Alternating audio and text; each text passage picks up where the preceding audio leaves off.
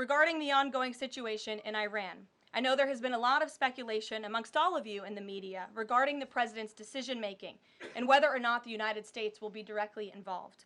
In light of that news, I have a message directly from the president, and I quote, "Based on the fact that there's a substantial chance of negotiations that may or may not take place with Iran in the near future, I will make my decision whether or not to go within the next 2 weeks." That's a quote directly from the president for all of you today. Trust in President Trump.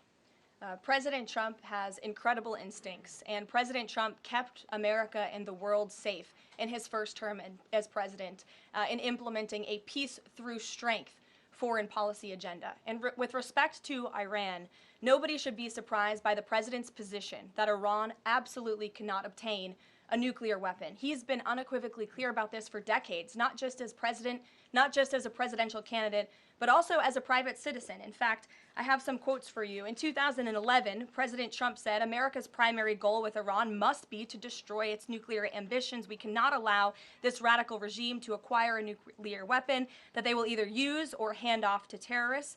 In 2015, the president said, "The problem is that Iran poses an existential threat to Israel, our Middle Eastern allies, and the United States." And of course, the president has repeated that in his first term as president and his second term as president as well. That's why he was adamantly opposed to the disastrous Iranian nuclear agreement that was implemented by President Obama, and it's why he has given great latitude and given a lot of effort to achieving a diplomatic solution. But he's been very clear.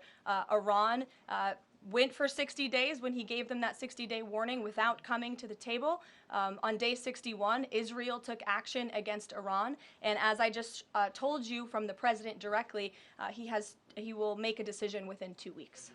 The fact that this president is giving some time and space for diplomacy, another 2 weeks, does it mean that the president is trying his best to avoid a direct conflict with Iran? I think the president has made it clear he always wants to pursue diplomacy, but believe me, the president is unafraid to use strength if necessary. And Iran and the entire world should know that the United States military is the strongest and most lethal fighting force in the world, and we have capabilities that no other country on this planet possesses.